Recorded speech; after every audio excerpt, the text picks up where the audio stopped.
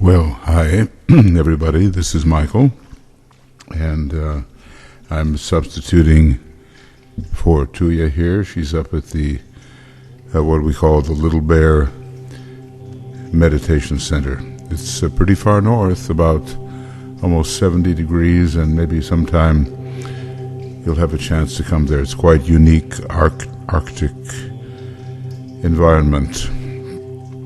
Just little change in program. I missed the program this morning for the Science of Triangles. Some of you may have tried to be there. I think in some respect I was trying to be there too, but I didn't make it. And I'll substitute on Friday morning that program because we're on the evening schedule. So Friday at 5 a.m. GMT, we'll do the Science of Triangles, some very interesting things about the 7 solar systems, of which ours is one, and also the triangle of Taurus, Scorpio, and Mars, which is associated with those 7 solar systems. As you may know, now we're moving into a very high area of the triangle study. Our sun is a heart center in that 7 solar systems of nearby suns. So, the way things are created and structured, it's really amazing. And we'll be learning more and more about that in a more, not only planetary, but solar systemic and even cosmic study. So today we're going to continue some of our reading from the reappearance of the Christ. We've been talking about the coming over the Christ, coming through and appearing, well, certainly not before 100 years from now, when the true age of Aquarius really begins, and the subsiding of the 6th ray energy and of the Piscean energy has been accomplished. That will be, quite a time.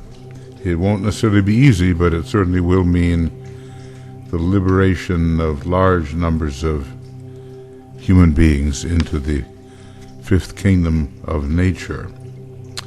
The intelligent principle or knowledge principle it is the outstanding characteristic of humanity, and by that time will have been to a large extent transmuted into wisdom by the world intelligentsia, and I think we're trying to do that right now ourselves, from knowledge into wisdom, and Venus has a very strong role to play there, though not as yet by the masses of men. That transmutation will not occur for all, but for those who hover on the border of the 5th kingdom of nature, the kingdom of souls, in which all members of the hierarchy are truly participants. Wisdom is the predominant characteristic of the Buddha, and the momentum of this wisdom energy will eventually be so strong that it will need no further distribution or control by the Buddha. He can then reorient himself to higher spheres of activity, where his true work lies, and begin to work with an aspect of wisdom of which we know nothing, but of which both knowledge and wisdom have been expressing themselves through the Christ and the Buddha. So that may be rather later, because so much has to be accomplished during the Aquarian Age, and then the Buddha and the Christ will pass on to higher spheres than their present activities. Later, through the cooperation of the avatar of synthesis, the Christ will be able to blend within himself both of these major divine energies and thus be a pure expression of love and wisdom, of right relationship and intuitive understanding. I think he's somehow telling us that love is about right relationship, and wisdom, which is related to the Buddhic plane, is about intuitive understanding. It is for this process of fusion and all that it entails that he now subjects himself to training.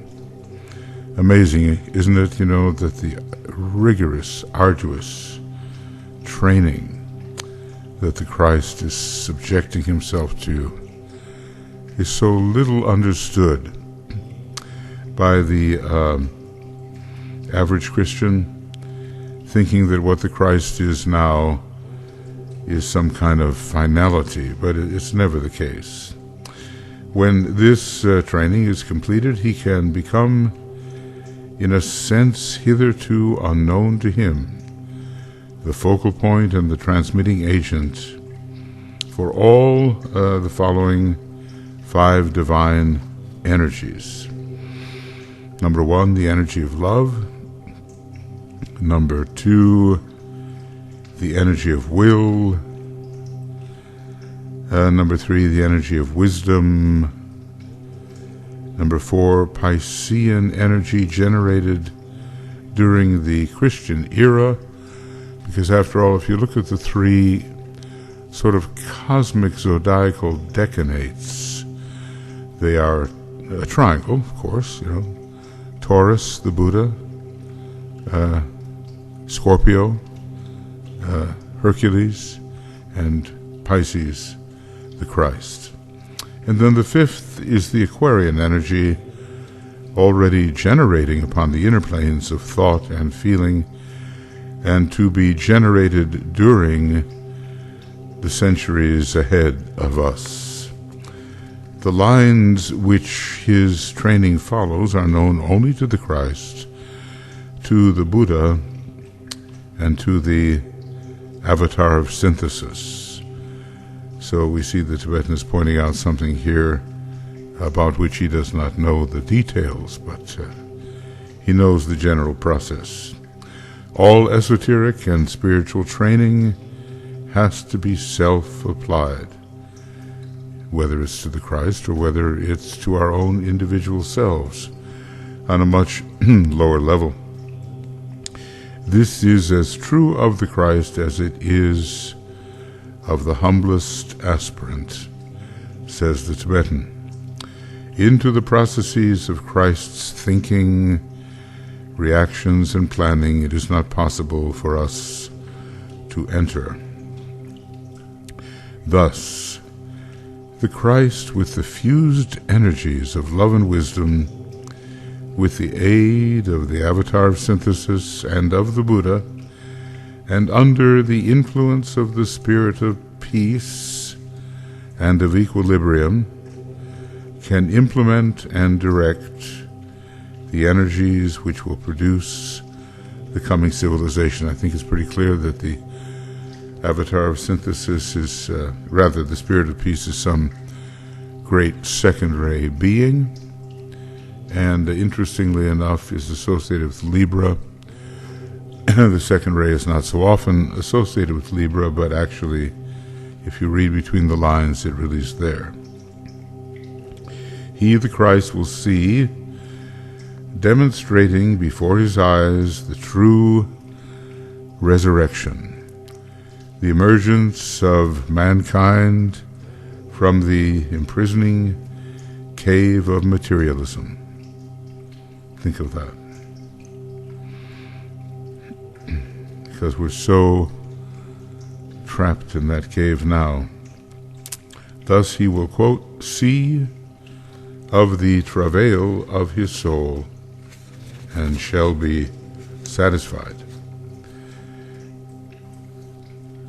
Standing as the focal point of the inner triangle of the Buddha, Ray 3, the Spirit of Peace, Ray 2, and of the Avatar of Synthesis, Ray 1, the consequent outpouring potency of the Christ will be so great that the distinction between love and hate, between aggression and freedom, between greed and sharing will be made lucidly clear to the eyes and minds of all men, and therefore the distinction between good and evil will be made equally clear.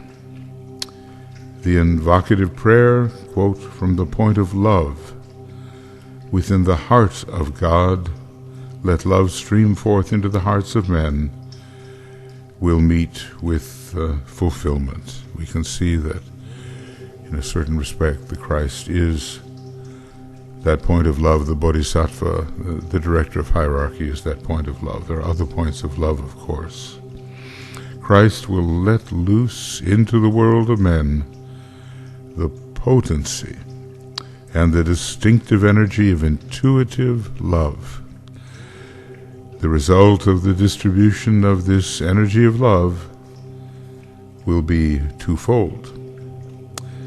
And then he's going to go on and talk about that next time. Just have to mark this so we know where we are, you know.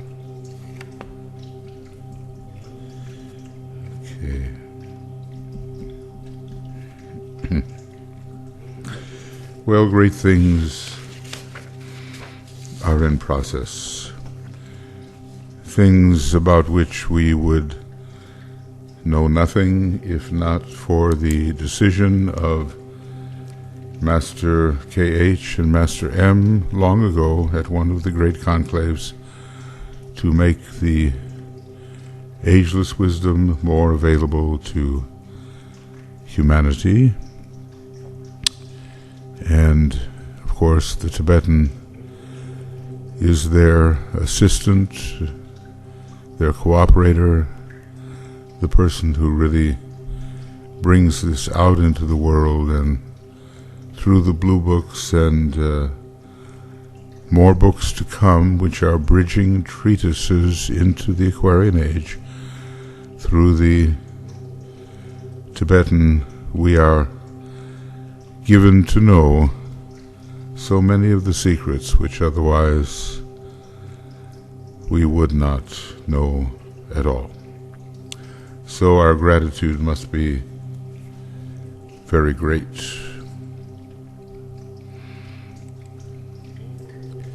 We'll begin by breathing in the white light a few times.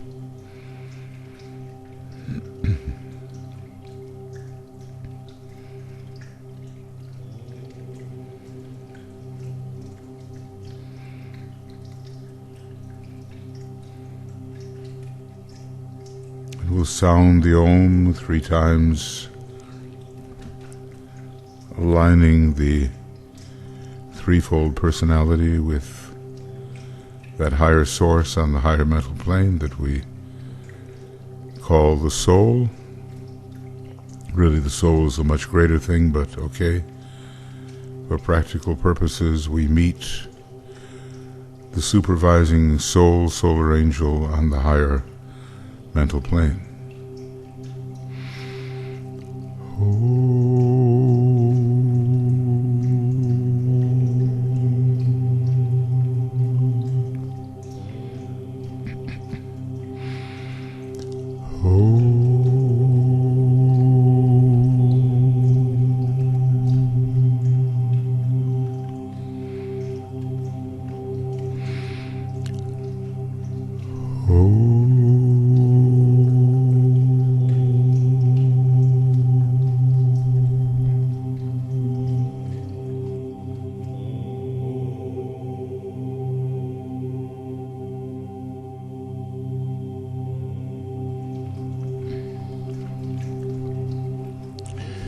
Now we're going to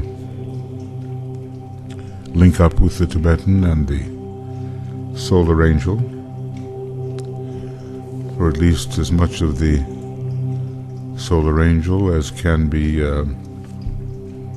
expressed on the higher mental plane. Its true level of expression is, of course, much higher.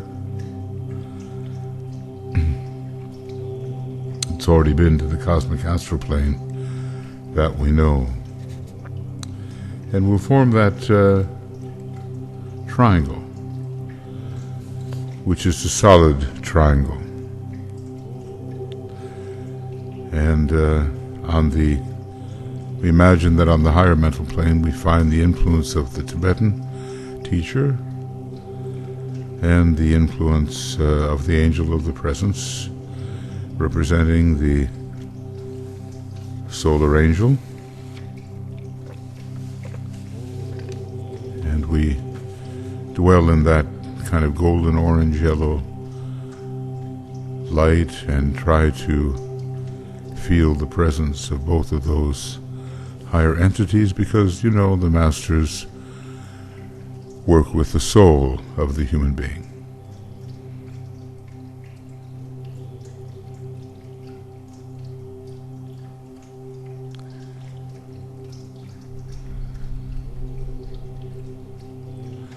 And it is an inverted triangle, and the lower apex is, as it were, touching our head center.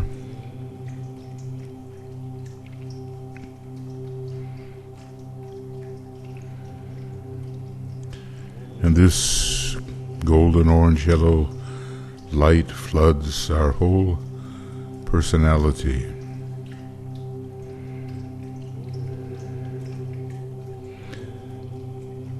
And the etheric physical body, we can't leave that out.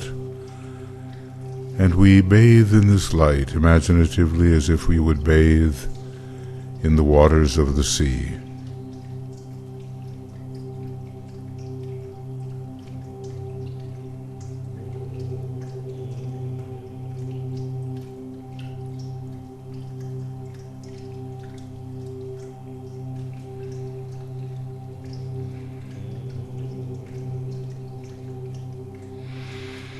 Until the entire lower mechanism is pervaded by this higher mental light, this solar angelic light.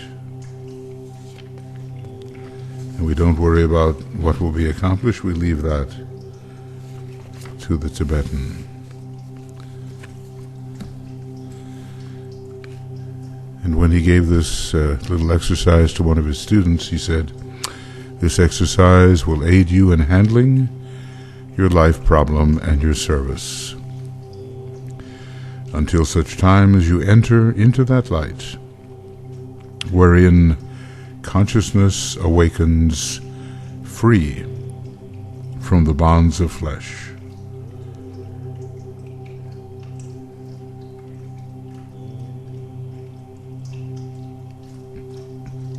So all of us in this little group are pervaded by this light from above. The blessing of your co-disciples is upon you, and yours on them.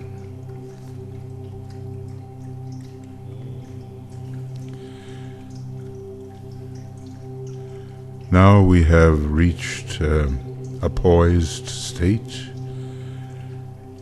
holding the consciousness steadily in the mind.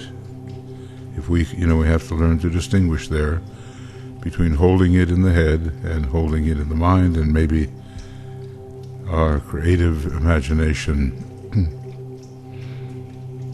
will help with that.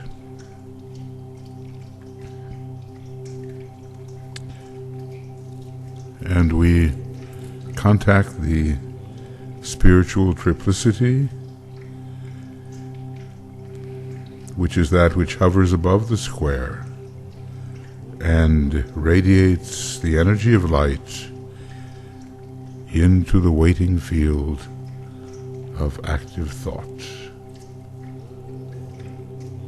So what we have there is the mind held steady in the light.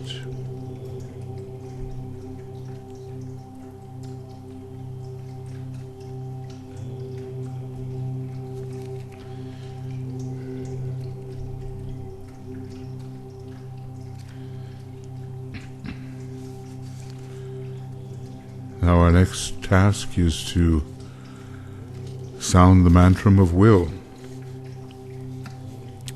The triangles we will be creating are triangles of goodwill, which is love and action, triangles of light, and eventually may the day be with us before long, triangles of the will to good.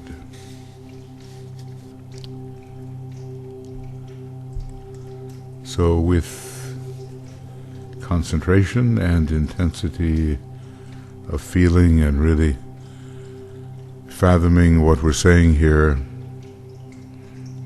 we offer this mantram of the will. In the center of the will of God I stand. Naught shall deflect my will from His.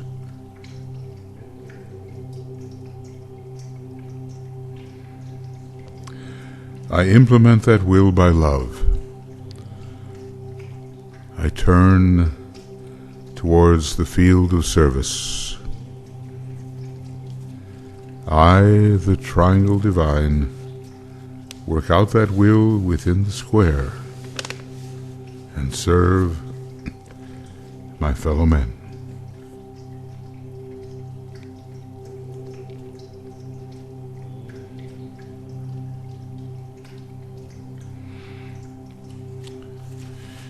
It is the will of our director, Sanat Kumara, this planetary director, that a divine plan be manifested through all the levels of the cosmic physical plane, and especially through the lower 18 and 21 subplanes which need redemption. And when we are truly the soul, we can work out that will within the square and serve our fellow human beings. Now we're going to work on our own triangle, or triangles. And we start with the premise that energy follows thought. And we can call our group members, our triangle members, with goodwill, love, light, seeing those energies circulate within our own little network, and eventually within the larger network, and eventually all the way to Shambhala. So this energy that we're bringing in is going to change the square-like etheric formations in our non-sacred planet into triangles, and which much better carry the energy of the soul. So let's visualize our own triangle circulation for a few minutes and call out to our fellow triangle members with goodwill, love, light. We'll do that.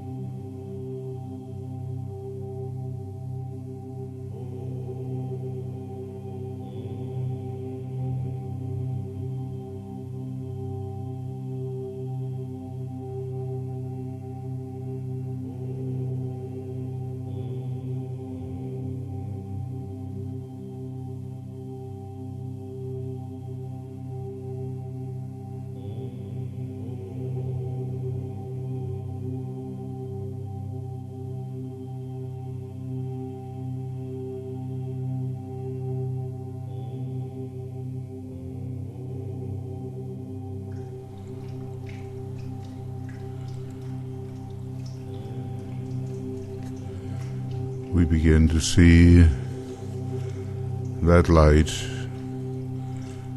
that goodwill, that love in action passing through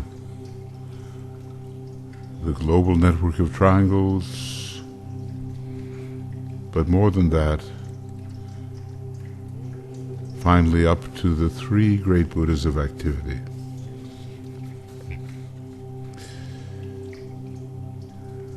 The origin of this work is really in Shambhala, and we can visualize the Christ in the center of the triangles. That's one thing, and if we take it up to its very heights, it is, as it were, Sanat Kumara in the very center of a great triangle consisting of the three Buddhas, which pours its saving power into the entire etheric network of the planet, and should there be an emergency that is within the karmic right to remedy, the Buddhas will be ready.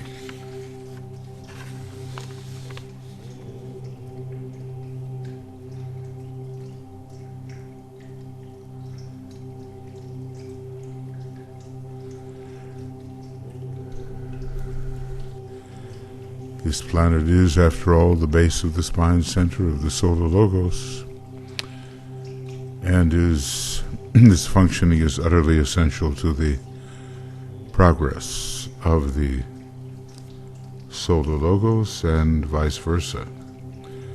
So here in our own little triangles network, as depicted by the three colors, and throughout the greater network connecting people, communities, nations, continents, all of humanity really, and finally up to the Shambhala level, we have the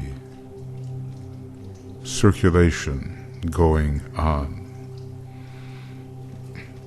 Eventually, that quality of Shambhala, light supernal,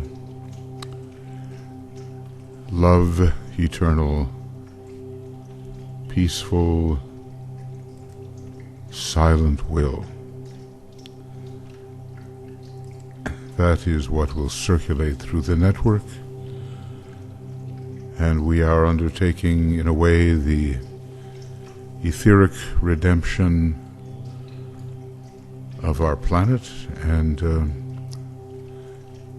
by allowing in the great energies, the etheric body carries so many types of energies. We allow in the great energies from what's called the triangles. The souls are called triangles. We allow in the energy of the soul, and eventually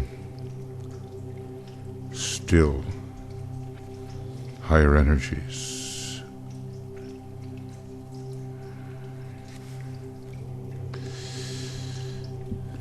Now all of this is a part of invocation, the new and coming science. And we have to learn how to invoke and thus evoke these higher energies. So we will, as we often do, sound the great invocation when we think of our triangles,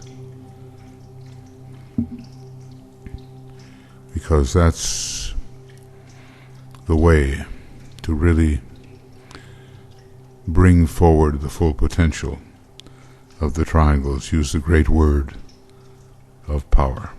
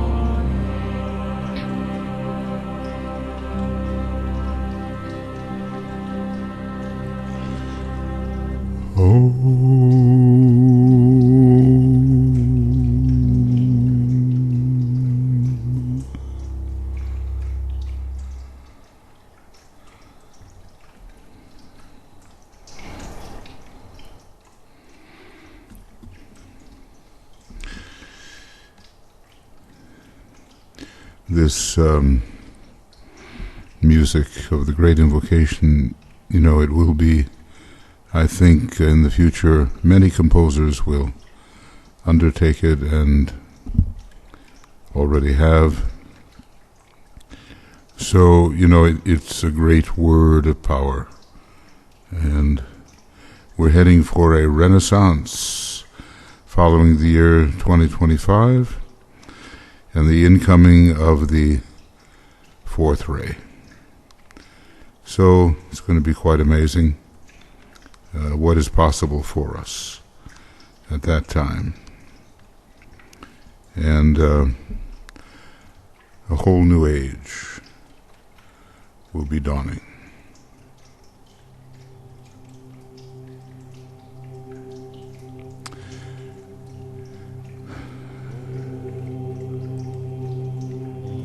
Well, friends, keep the network of golden triangles in your mind and realize that a great spiritual project, which the Tibetan says must go on, is in process. Underneath all the working out, underneath all the effects, is the etheric plane. And its condition will largely depend on how successful we are with this work of the triangles. Let's say, as is the old story, if there were 100,000 vital, living triangles, we could turn everything around. So we try to see the redemption of humanity and the redemption of the earth. It is coming. Eventually the solar system has to be perfected, and our little planet is struggling. Our planetary Logos is working out certain problems. He's not yet an advanced initiate, cosmically speaking. He's still going through what's called the initiations of the threshold, not yet having taken the second degree cosmically. So that's the reason for the problems of personality and the lack of control of the elemental life that appears on our planet. But we will persist and do our share in helping our planet. Our contribution may be tiny, but if enough of us work together, we can really offer something that is of value. So 3 times the Om.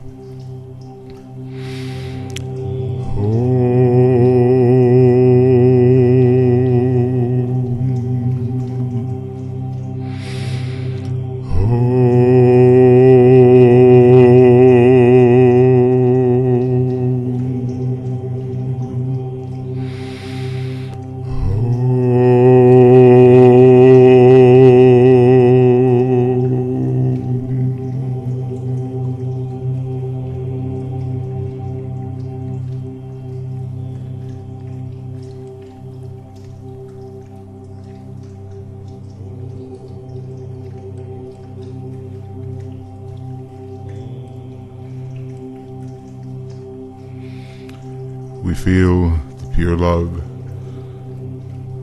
sweeping through us, the great redeeming energy, the energy of the Christ, the energy of hierarchy. Wise love will redeem humanity and the planet. And we work together in this way, esoterically really, occultly really, helping to change the structure of things, helping to bring in the Christ consciousness into the chalice, as the Blue Rose Sisterhood does, helping to educate widely and deeply as the Moria Federation does, educate psychologically and the story of the Seven Rays as the University of the Seven Rays does.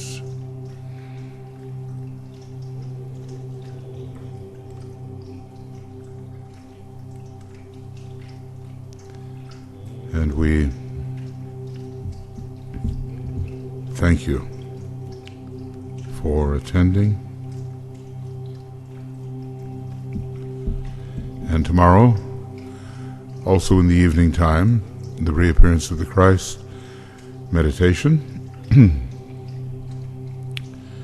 And as I said, I'll make up for my miss on Friday morning, where we continue with the science of triangles. We might as well learn the more cosmic side of this great science. It has an immediate, interpersonal, very human, very practical side, and it also has a great cosmic aspect, which it helps for us to know. So, thank you, everybody. Many blessings to you. Lots of love.